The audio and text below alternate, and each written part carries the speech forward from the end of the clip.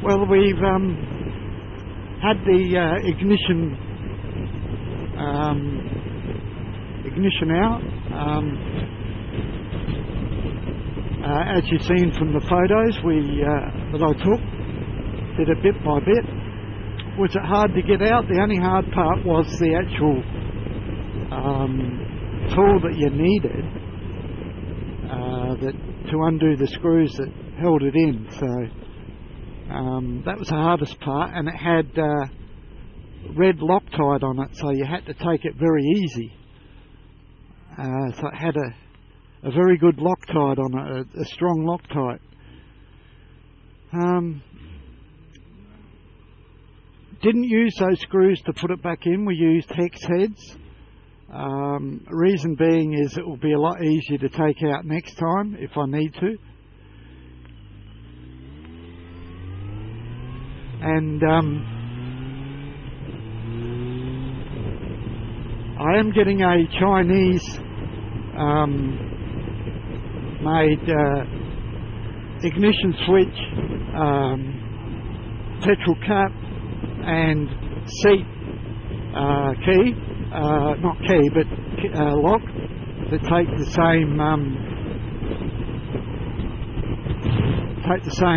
same key, because if you change just the barrel of the ignition, well, you need two keys on you all the time, two different keys, one for the ignition and one for the petrol and seat. So I bought the whole caboodle. Not sure if it's going to be any good, but I'm not sure that we haven't fixed the problem. And as you can see by the pictures, all the connections are in A1 condition. There's no corrosion, no nothing in there.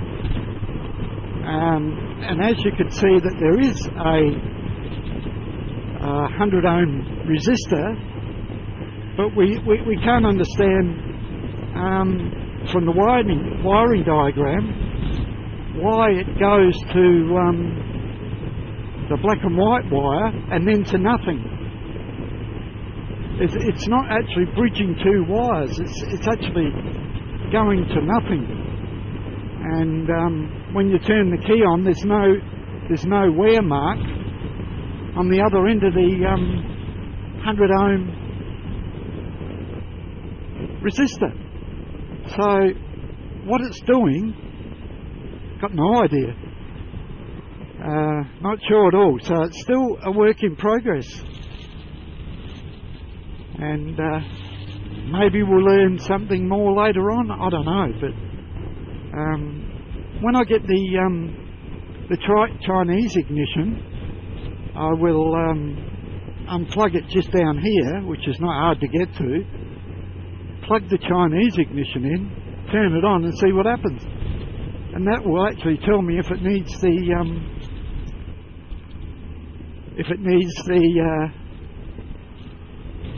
100 ohm resistor or not. Is that good news? Well,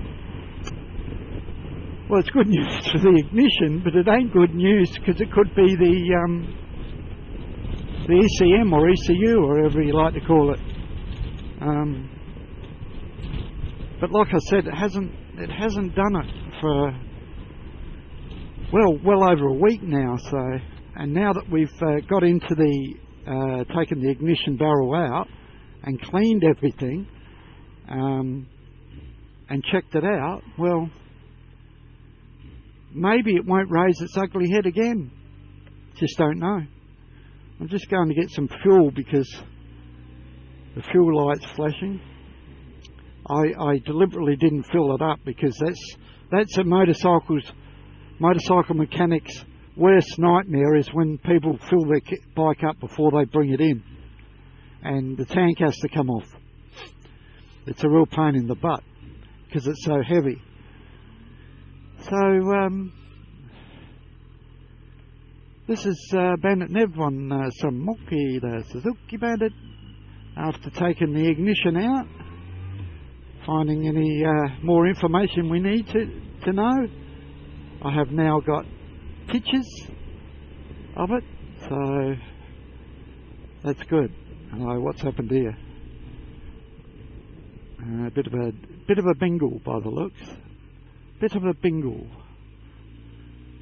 which is not good. Hope everyone's all right, unless it's just a breakdown. I'm not sure.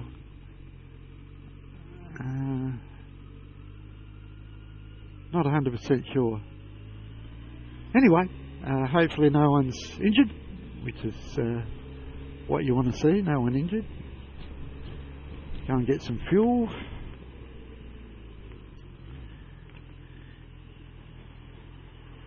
And